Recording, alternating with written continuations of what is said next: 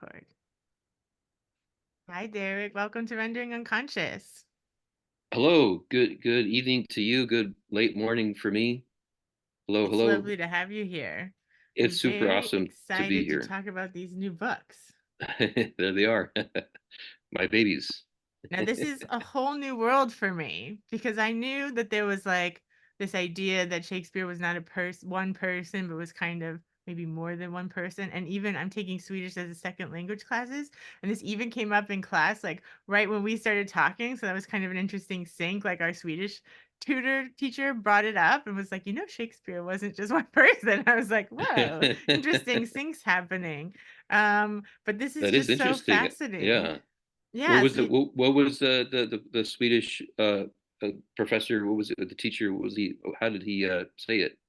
well, we had to do presentations of like a very important figure in our lives, like historical figure. So like I presented Freud, to the class, and one of the other students presented Shakespeare, but like the like Wikipedia version, like biography of Shakespeare. And then the teacher said, like, people say that Shakespeare wasn't just one person, it may have been like a group of people.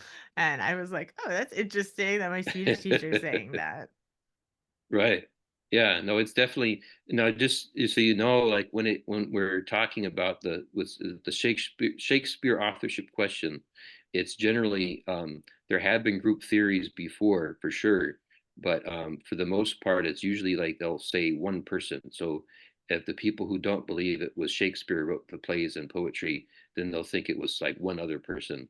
So it's definitely I think because in recent years, a lot of Shakespearean scholars are acknowledging that Shakespeare himself collaborated with other writers at the time.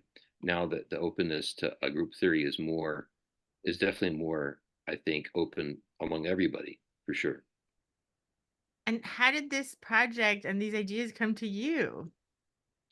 Well, I was like, I grew up with a stepfather who had a troubled relationship with, and so he was a former Shakespeare actor, and so he was first time I would heard of Shakespeare was sometimes he would just say it out loud, and I didn't really care much for it, and just because I think of the relationship I had with him, so I think that's really I always tell people that like if your relationship with the plays and poetry with Shakespeare's name on them will be dependent on the people who introduce you to them, right? And so, say if you have like a bad English teacher, you're probably not going to like Shakespeare very much, So I, because of my relationship with my stepfather, initially growing up as a kid, I hated Shakespeare.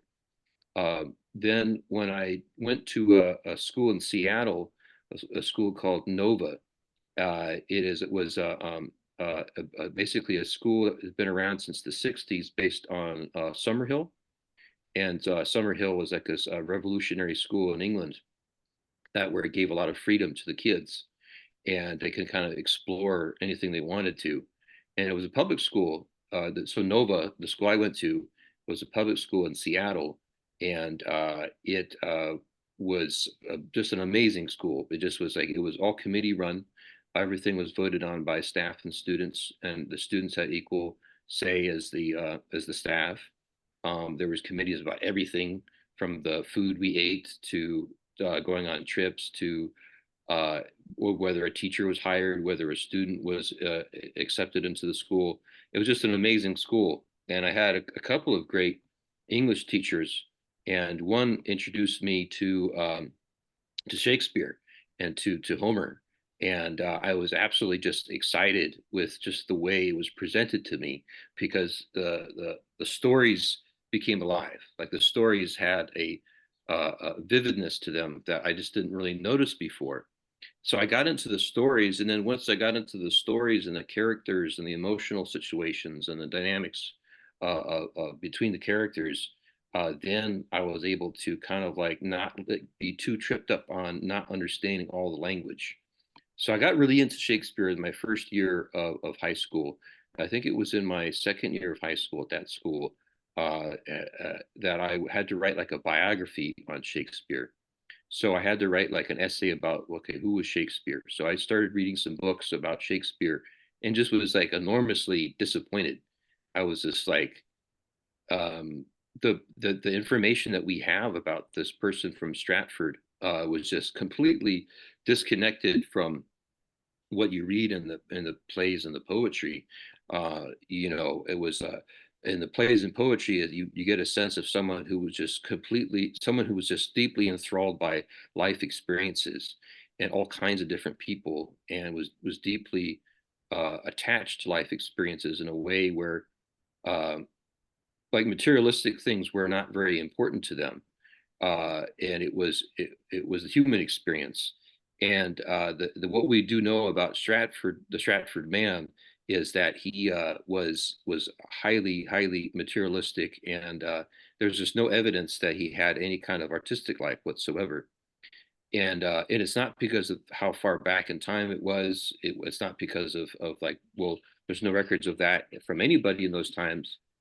Actually, it's quite the opposite. Most writers at the time, you get a sense that there is a very vivid creative life that was there, whether it be Ben Jonson or Christopher Marlowe or many others, Richard Barnfield, many others, Thomas Middleton, John Webster. There's just a lot they left behind to kind of give you, through their letters, through dedications to each other, to, from them talking shit about each other, to just all kinds of just things that you can just sense like these people were creative people. And there's not one piece of paper that indicates that about the Stratford man. So uh, that to me was like a big kind of weird thing. And then I ended up discovering that people have been also questioning, like, been basically saying, well, maybe this guy didn't actually write these plays and poetry. And so that has sent me down this 30-year rabbit hole. And it's been a very exciting trip. I've changed my mind probably a million times in terms of who, if it wasn't Shakespeare, then who was it?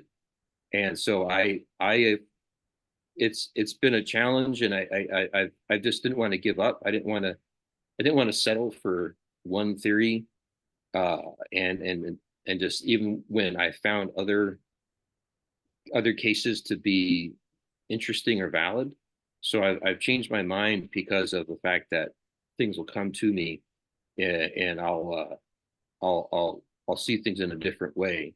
And it at one point, I think in my 20s, I decided I wanted to write a story about it.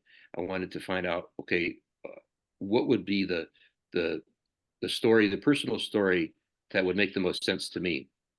And so that's what I did. And I set a deadline for myself, which was December 5th of 2023, because that was when it would be the 400th anniversary of when the Shakespeare First Folio was published. And so in 1623, we have a record of the first sale on December 5th of 1623 of the First Folio, which is the first like collection of the plays of Shakespeare, 37 plays. About 18 of them had never been published before. So it's a monumental, it's one of the most important, famous books of all time, is the Shakespeare First Folio. So I wanted to give myself a deadline to publish the story, and I wanted it to be work of fiction on that date. And so that's what I did, and published Anonymous Agnostic Antichrist on that day. Anonymous Agnostic Antichrist. And there it is. Yeah, and it's such a unique work in its form as well. Like you said, you wanted to be a work of fiction, like it's a novel, but it's obviously got so many like juicy historical tidbits in here. I tried, yeah, and it was from, from when you're looking at 30 years of diving into this topic, and just so many books that I've read, conversations that I've had, movies that I've watched, documentaries I've watched, lectures I've attended, debates I've gotten into over the decades, and I really have just swallowed up a lot of different of the theories. And so when I was writing the book, it was a lot of the stuff just kind of came to me because it was just like it was in my skull, it was Mhm. just stuck there, and it would just come out, and it was a great experience to write the book. I was very much felt like I was back there in those times, I was there with those people, and that was like for me one of the exciting parts of writing the book was just it felt as if I had done a time travel episode and was back there with these people, and so yeah, it was very exciting to write. Absolutely.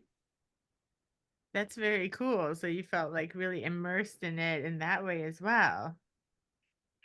Yeah, and as you probably have noticed, reading the book, that there's a certain style to the writing where I write in a way where I try to disorient the reader with language, and so it's definitely and for me, some of my favorite writers were doing that, from Lautréamont to Rimbaud to James Joyce and to Mallarmé, and just using words in a way to penetrate. I felt that, like a lot of times with writing, the written word. I think Burroughs even mentioned this too, is where he felt that the the world of fine art, which is painting and sculpture and other areas, had been for a long time had been already exploring the form in such a way where form can go and really outside the bounds of naturalism.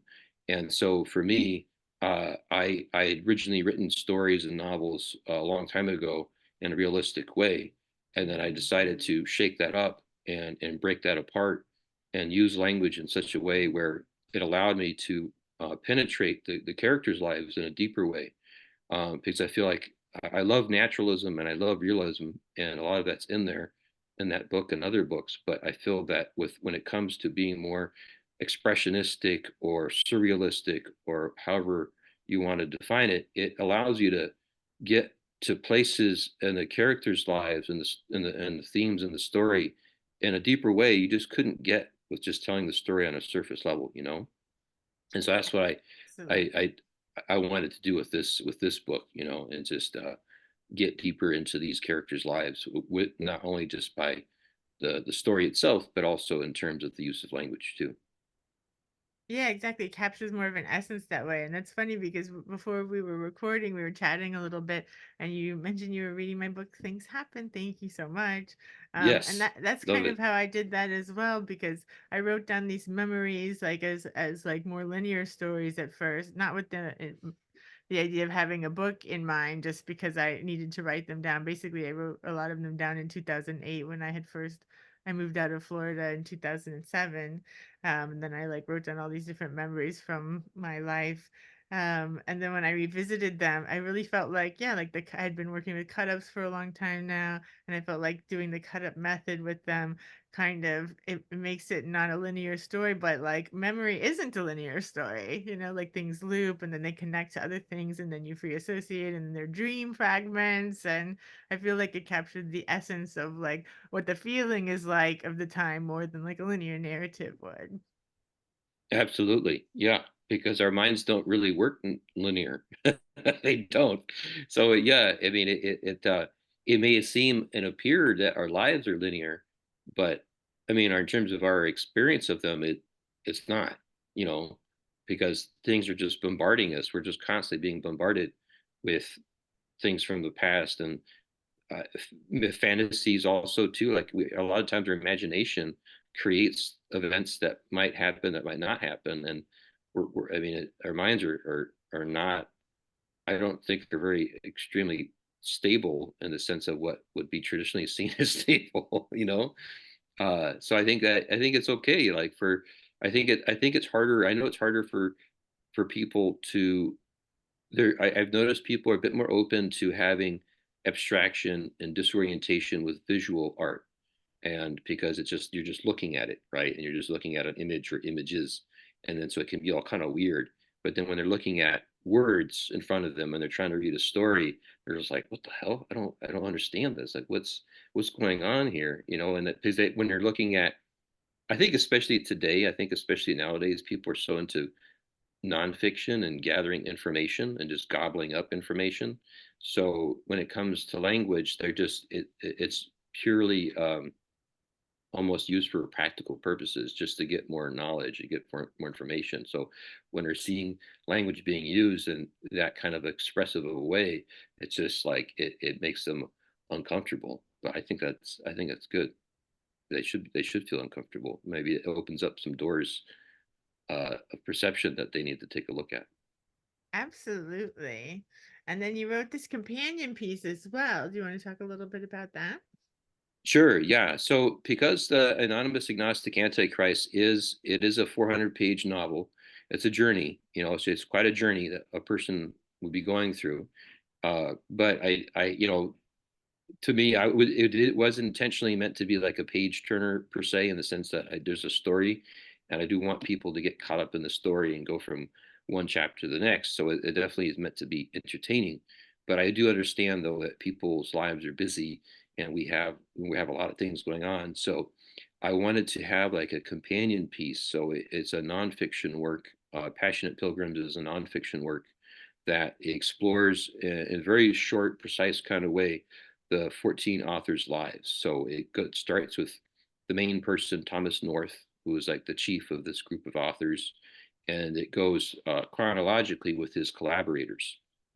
So I believe that he probably had like around 2 dozen other people he worked with, and you know and some of them are not included as having their own chapters, but I do include them in the story. For example, Emilie Lanier, she was a very important historical figure and a very important poet who published this really great work in 1611, which was very radical, and it was a book of poetry, and it was dedicated to only women. So, which was that in and of itself, just her dedications. I don't know how many, at least like a dozen different prominent women at the time that she dedicated the book to. And then the story itself is the poetry that she wrote was based on that Eve was actually not more evil than Adam in the Garden of Eden, but was equal to the guilt. And but she even it some people today even say that she possibly even hints at the fact that that men and that Adam, starting with Adam, were actually more responsible for humanity's evil. Uh, and she argues as to why. So it was a very controversial book, and this is at a time when King James, a very misogynistic king, by the way, who just published the King James Bible. So for her to do this was very radical, and she was a very fascinating woman. So I do feel like she was one of the collaborators as well. So she doesn't have a whole chapter devoted to her in either book, but she's a very prominent character, and so she's definitely in there. But we have other people that are in there, like Thomas Middleton, and John Webster, and Ben Jonson, Michael Drayton, Richard Barnfield, Christopher Marlowe, Thomas Kidd, Robert Greene, Edmund Spencer. And so there are all these different characters. And I just wanted to devote a book that was about each of them, and kind of giving like a quick 3-page introduction to each of those characters. So it kind of gives people can get into that book first if they want. One doesn't have to read that first to understand or enjoy the novel, but it's like a companion piece that people can, if they want to read something quickly, it's only 60 pages long, they can do that, and then and just kind of get a sense of the characters and the times better. Yeah, I when I came across a name in the novel, then I that was in this one, then I read about the person to like orient me to who they were, and I found that Oh, really nice. helpful. Cool. Yeah. And there's others too that are like Montaigne, the French philosopher, who's one of my favorite philosophers. He's extremely important. And his best friend, and who I thought feel it was his lover, Etienne de Boissy, he is an important figure in the book too. He plays as Thomas North's cousin and adopted brother. Is very kind of very powerful behind the scenes figure, and those two are very very prominent. And but Montaigne is another one too. And Nietzsche said that Friedrich Nietzsche, the philosopher, he said that he thought that Montaigne's greatest reader was Shakespeare.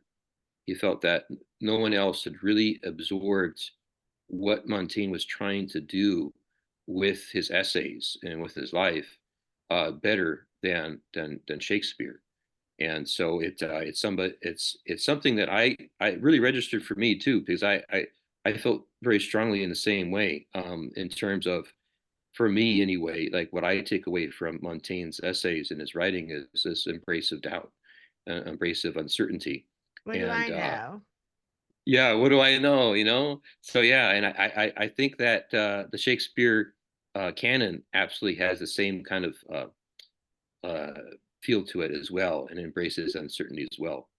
And that's why the title of the book, Anonymous Agnostic Antichrist, was that I felt that the people who created the Shakespeare canon were agnostics, and the word hadn't been invented yet back then, but it was something I felt that these people were at a time of really stark contrast of good and evil. You're a Protestant or Catholic, or Luther or a Calvinist or a Puritan. Like everyone had like the very stark black and white way of looking at things. And I thought with these plays and poetry, it was an embrace of being human in all our complexities. Yeah, and these are things, like I said, this kind of thing is so new to me. Of course, I've read Shakespeare, not all of Shakespeare, but some. And but I had never like thought about like him where he was situated in time. Like I knew it was like 500 years ago, but I never thought of him like being in relation to Montaigne or being in relation to like Henry VIII and Queen Mary and Queen Elizabeth. It's like I never thought about these things. And so it really helped to like kind of orient them in like time and space in that way. And then it makes it even more amazing that, like you said, people are writing this at a time when like the church is so strong and like it's the church and the king, and it's like people and they're Right. like really like going into like the depths of like human suffering and complexity and like these kind of edible issues and like existential issues, which like Mhm. clearly is not encouraged in like a Catholic or a Protestant worldview. Absolutely. One can only wonder, like, here are these plays being performed, and the first time we don't know exactly when people first heard "To Be or Not to Be," but because there's reference in 1589 to Hamlet. So like the general dating, which is Shakespearean scholars, that they don't like that because generally they believe that Shakespeare started his career around that time. And but if he had started his career at that time, he certainly couldn't have written Hamlet at the very beginning of his career. So that's why they generally say like Hamlet was the first published versions, the quartos, which are not as good as the later first folio, was like in the early 1600s. And so they generally think, oh, well, Shakespeare wrote Hamlet and he'd been writing for 12, 13, 14 years, and he'd come to the height of his maturity and he'd written Hamlet. But we know that Hamlet existed in the late 1580s. So, but it would have been fascinating for audiences to hear that passage, for the first time, to be or not to be. And there's no mention of God. There's no mention of really, it's just this person that's on stage asking themselves whether being alive is worth it or not. And I mean, it was what I would have loved to have been there in that moment and be with other people and like hear that passage for the first time and just be like, what the hell? Who wrote this? Right. And I know most audiences back then, they didn't even really pay attention to who wrote it. They were just watching the actors on the stage. The actors were the ones that got all the recognition.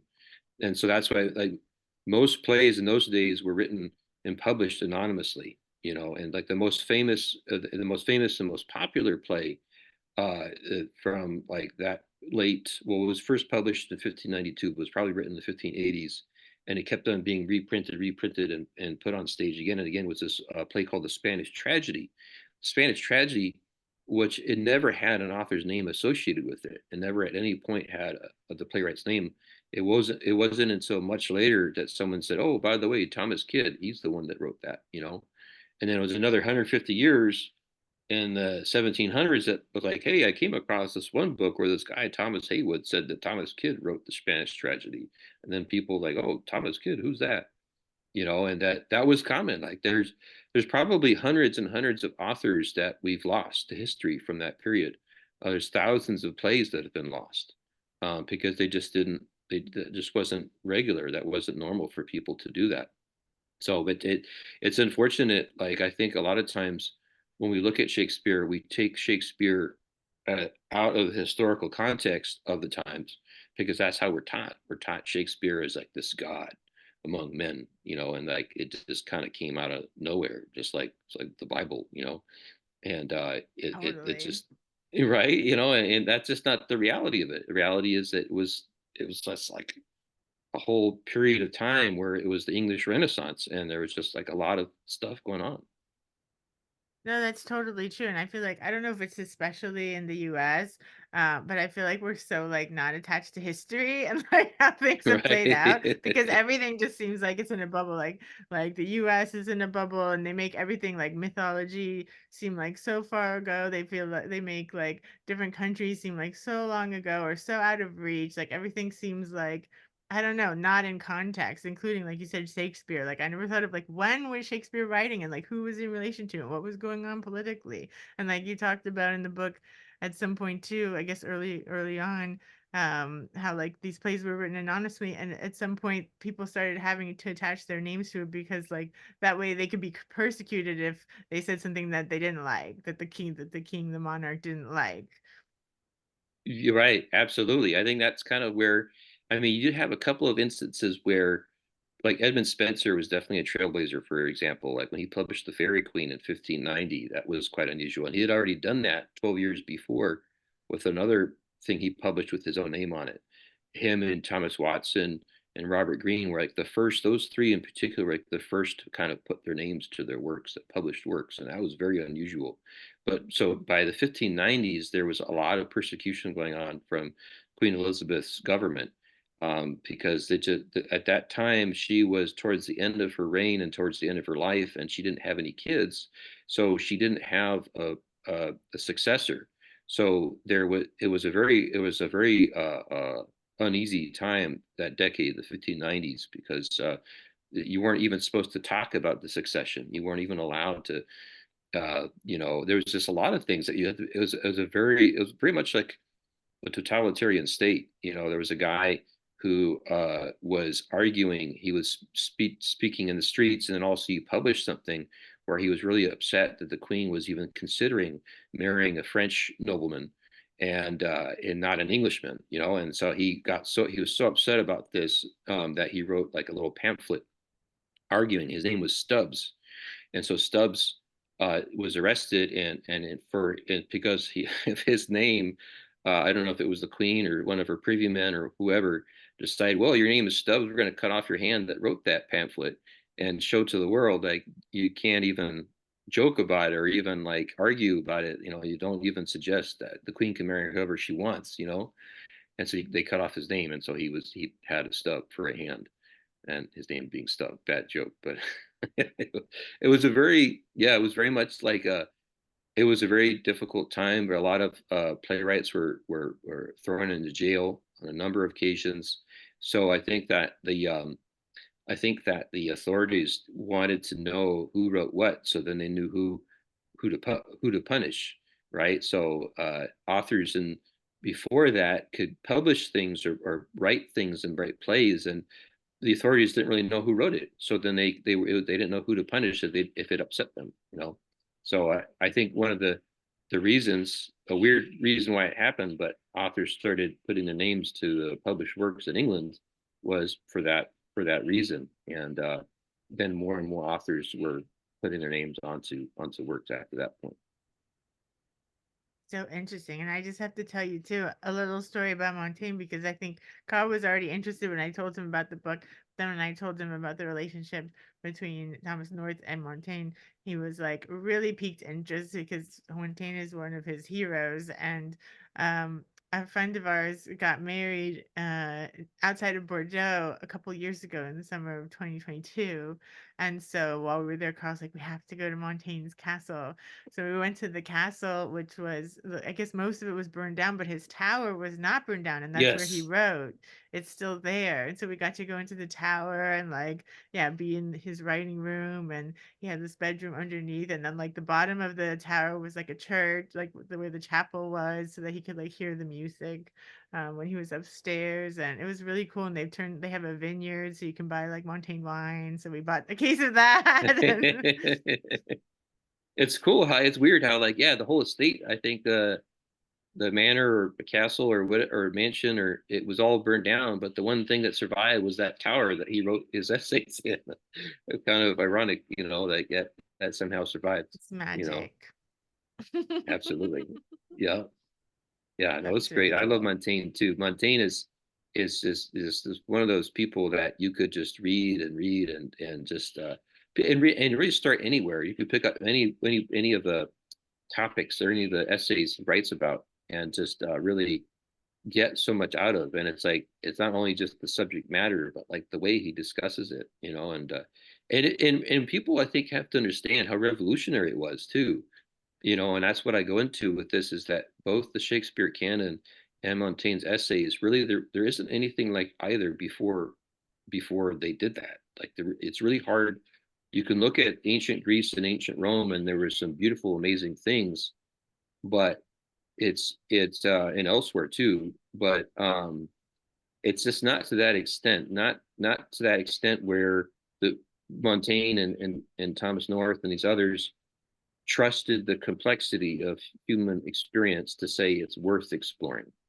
And Montaigne even talks about that. He says like, yeah, I'm just like subject matter of this book is me, and like nobody really if you wrote anything about yourself, it was always to serve the purpose of some other didactic message that you had.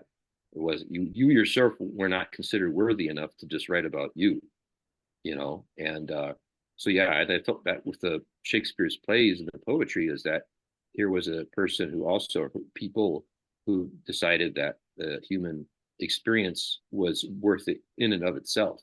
There's of course all kinds of there's a lot of occult stuff in the Shakespeare canon. There's a lot of very supernatural experiences, occult things going on, political things going on, religious things going on, social things going on. Like there's a lot of different things that are being discussed, but it's not it's always secondary to the human experience, and that's what has always fascinated me.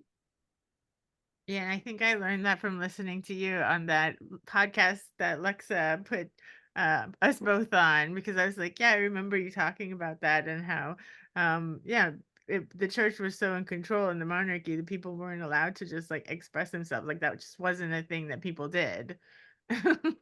Absolutely not. No, they didn't. And it's one of the things that people wonder have asked, like, well, how did this person get away? How do these people get away with it?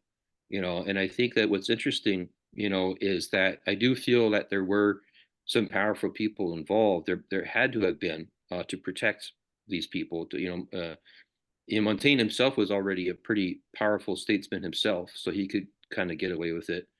And he was a charmer, so he could charm people, he could charm the Pope, and the Pope may have given a hard time about his works, like, why did you write about erectile dysfunction and things like taking a shit and all this other stuff, And he can kind of get away with it. But uh, in terms of Thomas North and these other authors, I definitely feel that there was powerful people involved that were protective of North.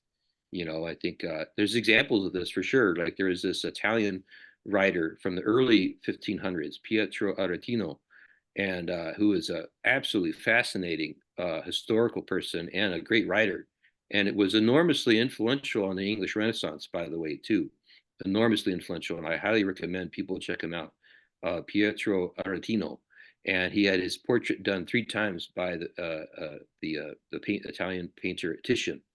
And Titian, of course, did a painting called Venus and Adonis, which was enormously influential on the narrative poem with Shakespeare's name on it, Venus and Adonis.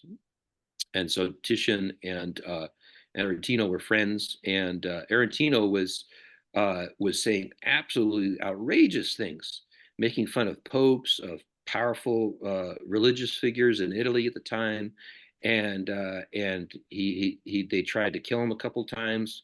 He was able to escape, and he ran away and went and lived in Venice. And so in Venice was the Republic, and so he got in with powerful people there in Venice, and he was able to live the rest of his life. He died an old man at 64 in Venice, but would write just absolutely even by today's standards. I think some people would find it maybe I'm sure there'd be a lot of people who would find it offensive and whatnot. But he was a very controversial figure, and he was able to get away with it because he did have some powerful friends.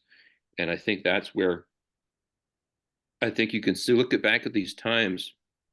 If you look at there's that one book that Scarlet Imprint published called The Game of Saturn, which is about the Solobusca Tarocchi.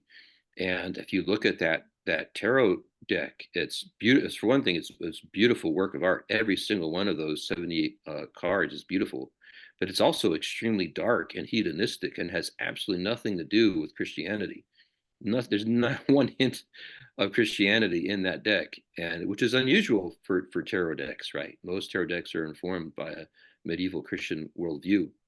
So I think that and that Tarocchi, the Solobusca, could only have come into existence because of certain powerful people like Ferrara, and so as it was a gift, I believe, from the family of Ferrara to the family in Venice after the Venetians beat them in a battle.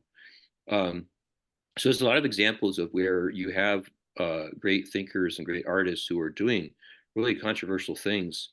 They're able to get away with it because they do. There are some people in power who were looking out for these people.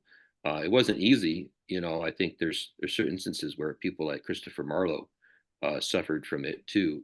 Marlowe was an English playwright at the same time as Shakespeare, and there's a lot of other people being punished and killed. But yeah, it was a very nowadays Christianity is still super popular and very much hugely influential in a lot of our societies today. But it's back in those days in the 1500s and 1600s, people have to understand just how enormous the Christian church, whatever church it was in people's lives and how much it ran people's lives. Mm. So when we're looking at Montaigne, we're looking at Shakespeare, and we see how very little they have to do with Christianity. It's not as if there was a lot of other people doing that. There was very few people doing it, and so in that way, it was very radical and very revolutionary. And I think that when people look at Shakespeare and they think, oh well, he Shakespeare is archaic, it's out of date, doesn't have nothing to do with modern times, and I argue that it actually Shakespeare and Montaigne and people of that time were the ones who created the modern world. Like the modern world we live in really started at that period from the Italian humanists to the English Renaissance. You have people, and to Montaigne in France, you have people who were really progressive, were really thinking towards the future, and I think you could sort of see the seeds of a lot of things that are good nowadays. I think started back then.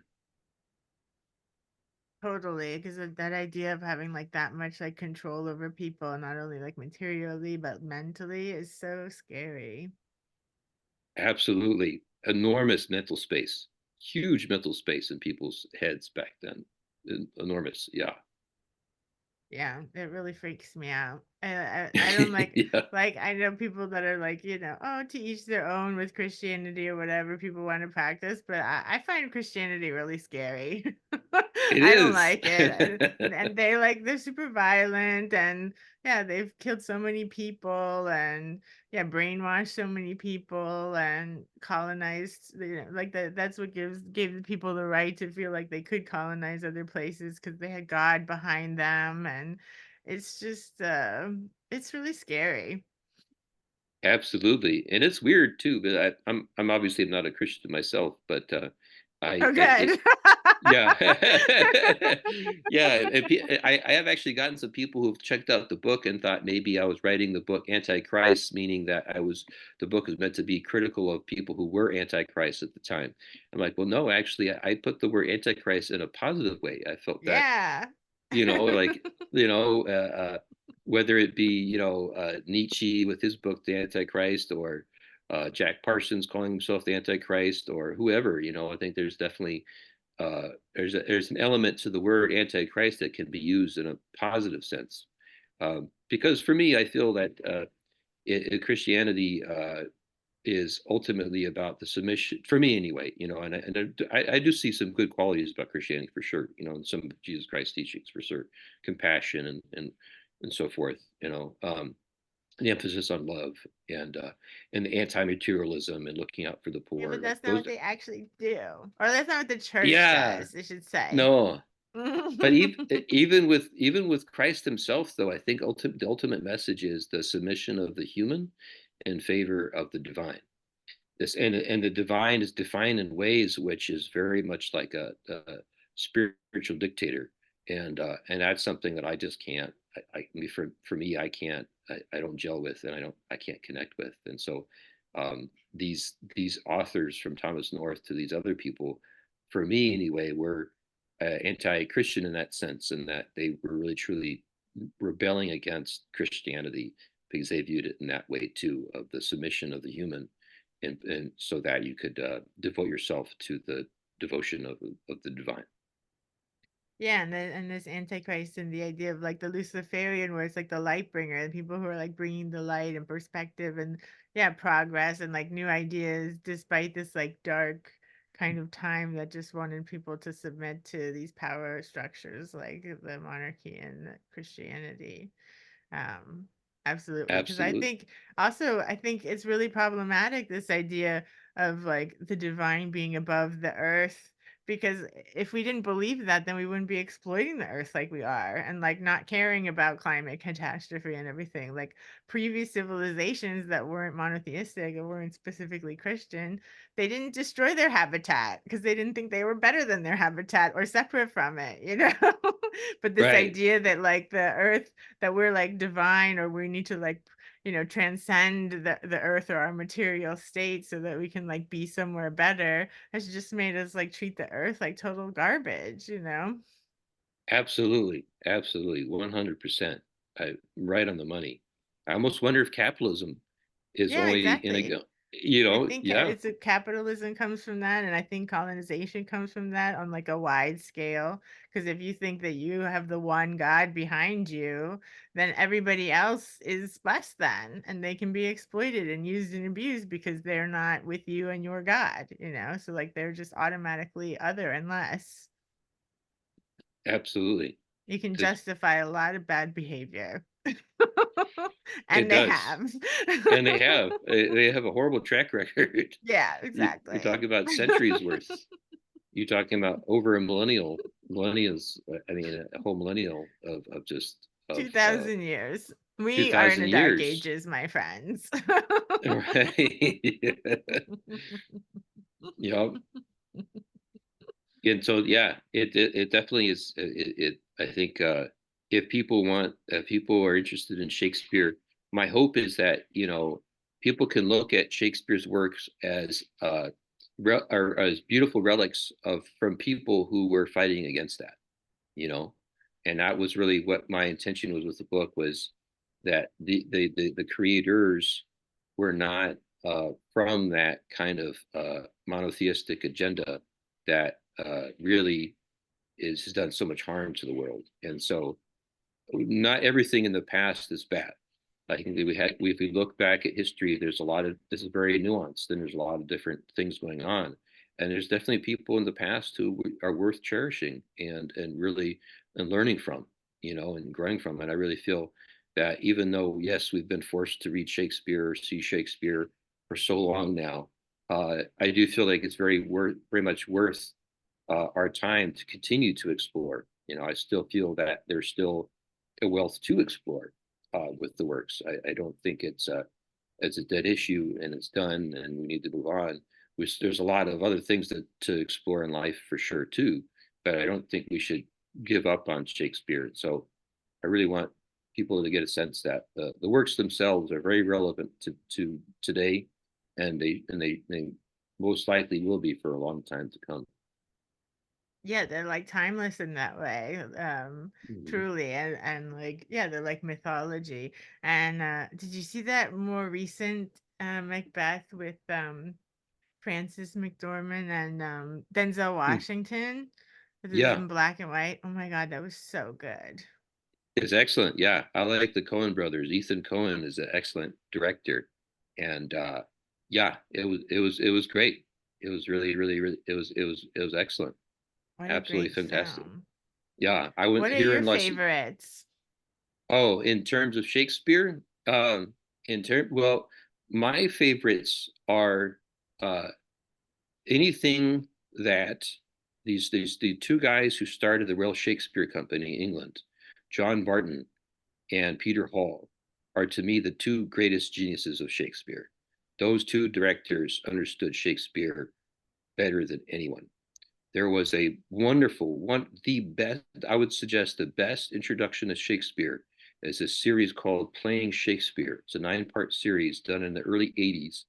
It's with a young Ian McKellen. Well, he wasn't super young. He was much younger, but Ian McKellen is in it. He's in all the different parts and plays a huge role. You also have Patrick Stewart who's in it as well. Mm, You've got Judi Dench who's in it, who's fantastic. I love her. classics. And speaking of Macbeth, by the way, probably my favorite version of Macbeth was the version that Ian McKellen and Judi Dench did together, and that was around that same time, the late 70s. But that Playing Shakespeare is a series that was conceived by John Barton, and he takes you through the plays as an actor. Mm, So the scenes, the plays, the language, the themes, the everything just comes absolutely to life by these amazing actors, from the ones I mentioned to many others. And John Barton is just so passionate, and he's so knowledgeable. He knows what he's talking about. So that to me is like one of my favorites. And any production you see was directed by Peter Hall from the '60s is great. Absolutely, probably my favorite version of Hamlet is this one with Nicole Williamson from the early '70s. And Nicole Williamson is most known for playing Merlin in the movie Excalibur. And his version of Hamlet to me is my favorite. He hits Hamlet right on the head. So he's my favorite Hamlet by far. But yeah, and Anthony Hopkins plays Claudius in that version, and also mm, Marianne Faithful, the wonderful, amazing Marianne Faithful, she plays Ophelia in that version too. mm. It's a great film. Yeah, it's really great. So Nicole Williamson's Hamlet. But yeah, there's just so many great productions. I really feel from John Barrymore, he did some radio productions in the '30s. Orson Welles was great. John Gielgud is one of my favorites. I love him. John, blanking out on it. Richard Burton is another favorite of mine. But there's just so many. I have a lot of favorite Shakespeare actors and directors. There's the Japanese filmmaker that I mentioned when we were talking earlier, Kurosawa. He did two Japanese versions of two Shakespeare plays. He did Throne of Blood, which was based on Macbeth in the '50s. And in the '80s, he did a version of King Lear called Ron. Mm, And he was able to transfer the beautiful language into beautiful imagery, and his the cinematography, the visuals, the direction is just masterful in those two films. And it's just another example of how you can take these plays and turn them into something different. If you have the right ideas and you have the right vision, like Kurosawa had, you can turn it into something really amazing. um, yeah, there's just so much. There's just so many great things being done with Shakespeare over the centuries. And if anyone's ever in London, definitely go to the Globe. So there's the Globe Theatre in London, which was created. It was built in the late '90s, and basically it was created to look exactly how the Globe Theatre was during Shakespeare's time.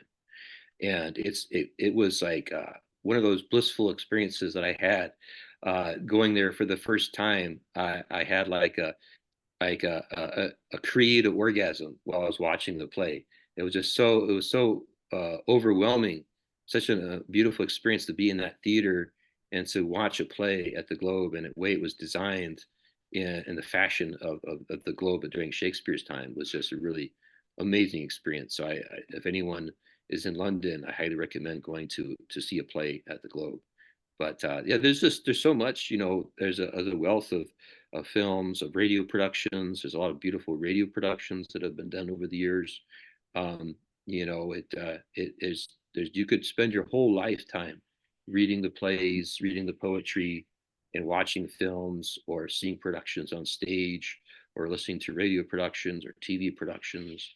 it's just there's so much to explore, and that's what I've done these last 30 years, and I'll continue to do that for the rest of my life. Beautiful, and that's great. That's a good kick for us to go on because, like, I've seen Rashomon, which we were talking about, I think, before we were recording, which is an amazing film, and I haven't seen those others by Kurosawa, so I definitely want to check that out. Carl and I just finished binging Game of Thrones, which I know Yeah, we're doing a little bit of highbrow low life here. sure. But That, by the it's way, left a hole. I'm like, oh, I miss Game of Thrones. What am I gonna fill it with? And maybe I'll fill it with some Shakespeare. if my first thing I'd recommend would be that TV series Playing Shakespeare with Ian McKellen, Judi Dench, and Patrick Stewart, and all these others, and with John Barton. If you want to learn more about Shakespeare in an exciting way, yeah, like that to me is like the place to go. It's absolutely, it's just this amazing, amazing place to go. And yeah, and for me, I have written this book and it's 400 pages long, and it took so much of me to do, and I was thinking that it would be the end, but as I mentioned to you, I have another book coming later this year, and so it's going to take a different story and explore these dynamics in a different way, From a different perspective. a different perspective. Yeah. That's And exciting. basic, and so for me as an agnostic, I am a strong believer in possibilities. So that you can so for me, I'm okay with the life being only about material existence. I'm also okay with it having a spiritual reality to it. And so I wanted to write two different stories about how the Shakespeare plays and poetry were written, that either of them could be true. So the book we have now, Anonymous Agnostic Antichrist, it's possible that's the true story, but it's also true that something else, that Anthony Bacon, who was Francis Bacon's older brother, was Hmm. actually the true author of these plays and poetry. By the way, Montaigne, the last letter he wrote before he died was to Anthony Bacon. Anthony Bacon was a dear friend to Montaigne, and one of the executors to Montaigne. I think his last name was Brach, Brock. Mm. He was a poet himself, and he said he referred to Anthony Bacon as being a greater poet than him, and it was people were receiving sonnets from Anthony Bacon in the 1580s and saying how brilliant he was. Francis Bacon was like in awe of his older brother. He dedicated his first published version of his essays in the 1590s to his brother. The Henry IV, the King of France, was in awe of Anthony Bacon, and yet we don't have anything passed down to us that was written by Anthony Bacon. So I'm going to explore his personal life story and the possibility that he might have been the true author of these plays and poetry. And I want to have the two different versions out there for the public to read. And I'm okay with either of them being true, or maybe another version of the story being true. And I don't I think that the Shakespeare authorship question could be a good opportunity for people to be okay with agnosticism, and that it's almost like a lesson that we can learn about other areas of our life, such as religion, if, for example, or politics as well, and just other areas where I feel that you know uncertainty can be a healthy thing, and it can be a transformative thing too. It's definitely a healthy thing. I think people are very scary, can be very scary when they're too certain. And that's what you said before, like Montaigne's motto is, what do I know? It's like the more, and Jung said it too. Carl Jung said it too. Like, it's like the more you learn, the more you know that you don't know? It's just Right, how it is. Like, we're making hypotheses and educated guesses and making connections, but we don't really know.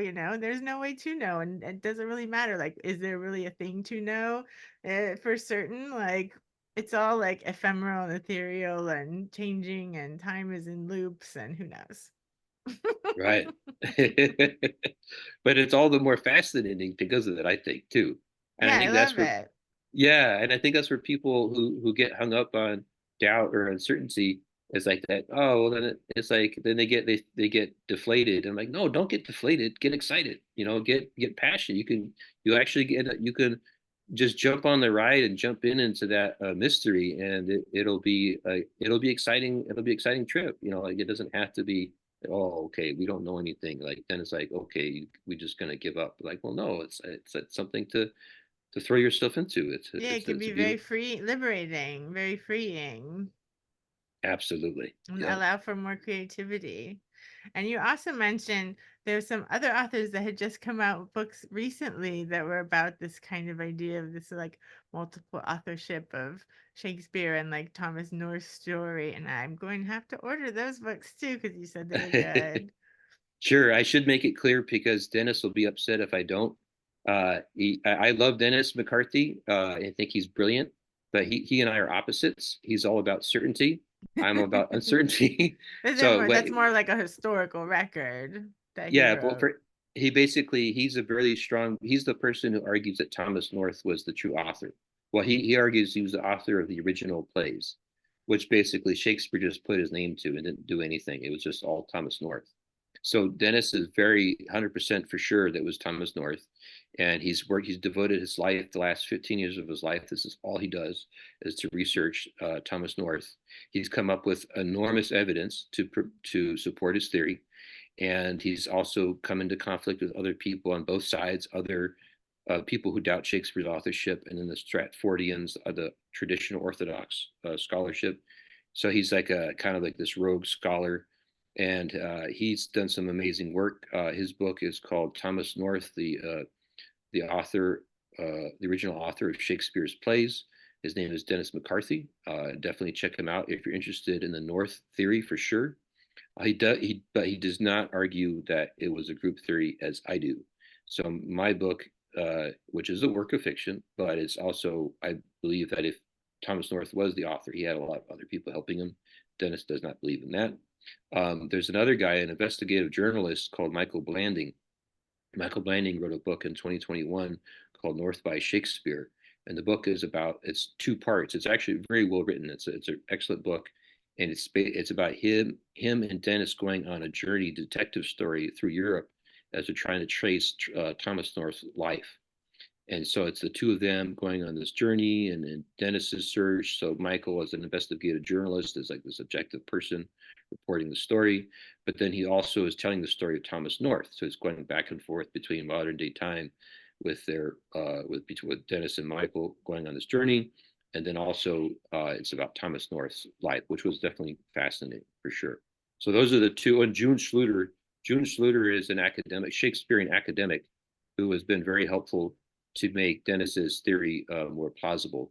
And so she's co-written a number of books with Dennis, and so there's the three of them. They're basically the three North scholars, and a lot of the work that they did inform my those two books, Anonymous Agnostic Antichrist and Passionate Pilgrims, very much so. And there's also others before it too. That there's so many people written on this. There's a lot of people written a lot of really good books over the years. Cool. And then I have to refresh my memory. Who was this woman again who wrote about this theory of Eve? Because she sounds like she's like my patron saint. Oh, yeah. She was amazing. Yes. And there was a play written about her. There was actually a play written about her performed in New York. Her name is Emilie Lanier. So her last name is spelled I'm sorry, Lanier. So Okay. Lanier. And sometimes you'll see her, like her Wikipedia page. There's a picture of her, beautiful picture, portrait of her. She came from a music family. So her father was a musician who played at court in Queen Elizabeth's court, and she was just around a lot of creative people. She had a fascinating life. She had affairs with older men when she was young, and to married men, and she had a scandalous life. So yeah, she was a fascinating person. Emilie Lanier is her name, but it's also sometimes you'll see her name as Emilie Bassanio. I think Bassanio was her maiden name, and so she came from an Italian family that moved to England. Emilie Bassanio Lanier was her name, but the title of her poetry that she's famous for is it's in Latin, and I don't it's like do I forget how to say it, and I forget how to, but if you look up Lanier, you'll find out information about her. Okay, perfect. I'm going to do that as soon as we hang up. All right. Is there anything else you wanted to mention before we wrap up? Anything else coming up for you, or anything, events or podcasts or anything like that? Oh, well, actually today on the spring equinox, I just released a book. So I just released a book, which is it's a short story. So it's the first short story in a 20-year project. So it's 78 short stories based on the 78 tarot cards. And Ooh. it's called The Human Drama. And the one that came out today is part 0. And so it's The Fool. And it's about a homeless hermaphrodite who is named as Frank Francine Fontaine. And so it's about she, he, they, and their travels through the streets of Los Angeles. My hometown is LA here. And as you and I have talked about, the homelessness situation here is really bad. And and just a lot of people living on the streets. So this first story is about a person who is hermaphrodite, born hermaphrodite, and is living on the streets and is trying to find their mother. And so it travels through the streets of Los Angeles and has their memories from their past, their traumas, bombard them as they're going on the journey through the streets of LA. And so that just came out today. The rest of the series will pick up next year because after this is released, I'm going to devote my time fully to this next book, which will come out on December 5th of this year, which will be the alternative version of the story of the creation of Shakespeare's plays and poetry about Anthony Bacon, and that will be called Mr. W.H. So Mr. W.H. is the dedicatee or the author of the Shakespeare sonnets, and people have wondered who W.H. could possibly be. So that it will be the title of this book coming out in December, Mr. W.H., which will be about the life story of Anthony Bacon, Francis Bacon's older brother. Very cool. And then you'll have to come back and talk about that when that's out. I would love to. Absolutely. Perfect. Well, it's been so fun having you here, and it's been so wonderful reading your work. And I'm glad we get to talk after the books arrive so that I've got to taste of them. Yes, definitely. And I love your book as well too. So Things Happen is absolutely fantastic. Thank you. And I'm so glad you're liking it. it's super great. Yeah. It's I love it. I'm so glad. I think we also talked about before we started recording, it feels like my insides are out and now people can see them. That's all right. You got beautiful insights. Okay, good. Yes.